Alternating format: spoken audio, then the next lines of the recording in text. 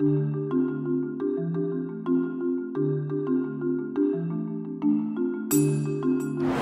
Share Creative project, I decided to interview the sleep doctor, Nevin Arora, to get a doctor's perspective on sleep disorders.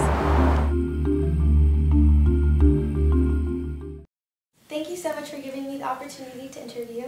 So for the first question, over the 70 or more sleeping disorders, what are the most common and their symptoms? The most common sleeping disorders? Sure. So, sleeping disorders can come in a lot of wide varieties. The most common that we see in the clinic here, and I think if you were to go to any sleep clinic, is what's known as obstructive sleep apnea, or essentially when people don't breathe as well during the night. But there's a lot of other different sleep problems. There's a lot of people who have difficulty falling asleep, a lot of people whose timing, their what's called circadian rhythm, is off as well, so they're not able to fall asleep at a normal time and wake up at a normal time. So we see patients like that as well. Some patients will kick during the night as well, or have like very funny feelings in their legs. So oftentimes we see patients like that. Anything that's related mostly to sleep. But to answer your question, the most common thing we're seeing is breathing problems occurring during the night. Thank you. So, how do you diagnose a sleep apnea patient? Yeah, so sleep apnea is essentially, we're in one of the rooms now where we do what's called sleep testing.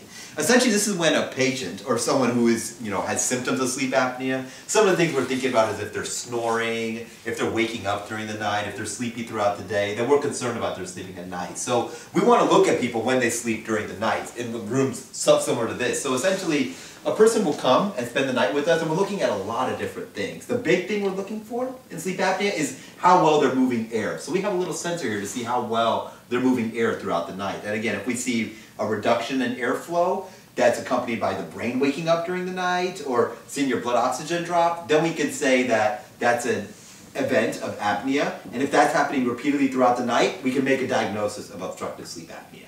Okay. What age range is most affected by sleeping disorders, and are women or men more prone to this disease? So it's a good question, and because there's a lot of different types of sleeping disorders, they are more present in certain ages, they're present in more different populations. For sleep apnea, it tends to be more common in men, but as we get older, then women catch up as well with that, but it's more common in men. There are certainly kids with sleep apnea as well. For the kids who have sleep apnea, usually they have really big tonsils. Do you know what tonsils are? So sometimes the tonsils will prevent people from breathing well because they get very big. So kids can have it as well, but most commonly we're seeing it in adults. There's a lot of people who have difficulty in falling asleep as well, insomnia. That tends to be more common in women, but men can have it as well. So I hope that helps answer your question, but again, it's a very convoluted answer. What are the 3 most common treatments for sleep apnea? Yeah, so the 3 most common treatments. So it usually depends on the person. The treatment which works the best is what's known as CPAP, or continuous positive airway pressure. Essentially what that is it's the mask that people wear during the night, and that mask is blowing pressure into their nose that goes through their lungs, and that pressure prevents your airway from closing and collapsing. It keeps the tongue forward so the tongue doesn't obstruct the airway. This tends to be the best treatment for sleep apnea, but it's not for everybody. Some people can't fall asleep with the mask on. Some people don't like the idea of wearing a mask during the night. So there's other treatments as well. Another common treatment is what's known as an oral appliance or mandibular advancement device. So this is when a dentist will make like a mouth guard that people will put in their mouth, and what it does is it moves their jaw forward.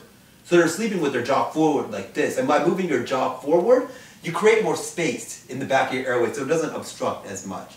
Not as good as the mask, but some people like it better because they can just put it in their mouth and go to sleep and hopefully feel better the next morning. The other common treatment, or relatively common treatment, is actual surgery.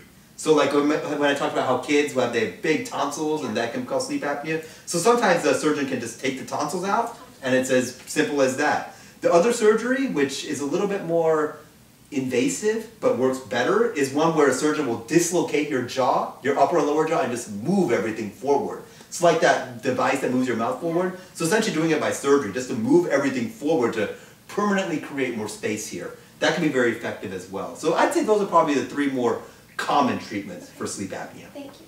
And I'm aware that sleep disorders cannot be prevented because they are controlled by heredity, but what precautions should patients with high risks take? So there is a very big genetic component to sleep apnea and sleep disorders. The things that make sleep apnea worse that people do have control over, weight. People who are heavier tend to have worse sleep problems. So usually if we're able to tell patients to keep their weight down or make efforts to lose weight, this will make the sleep apnea better. The other things that make sleep apnea worse, a lot of medications can make sleep apnea worse. So oftentimes we're talking about those specific medications and trying to reduce or cut back on it.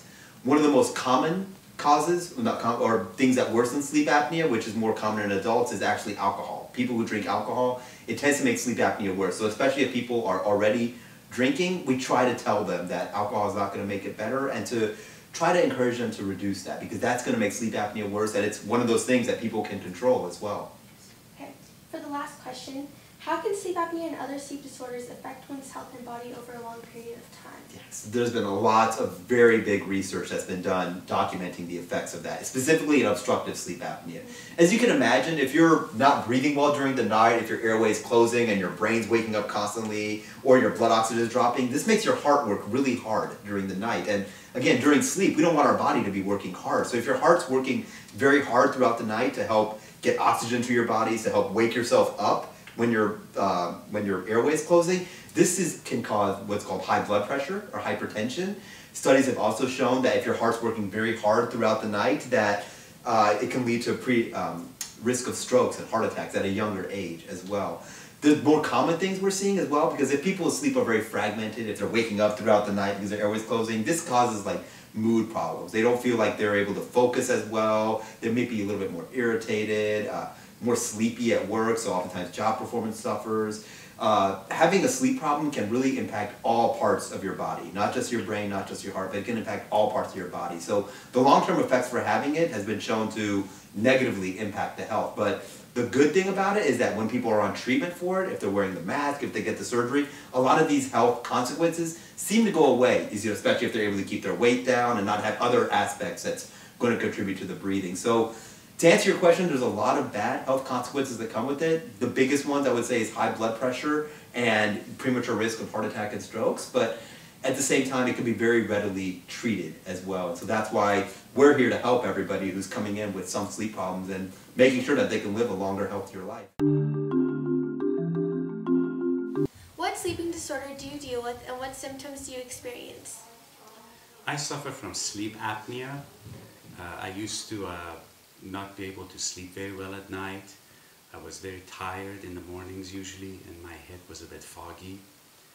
The doctor did a sleep study, and they discovered that I wake up many times during the night, and I gasp for air. What treatment do you use to assist you in your disorder, and is it effective? I use a CPAP machine, and it's very effective. Basically, what it does, it keeps the airway open at night when I sleep, and that takes care of the symptoms I have in the morning. How does the CPAP machine work, and how often do you use it?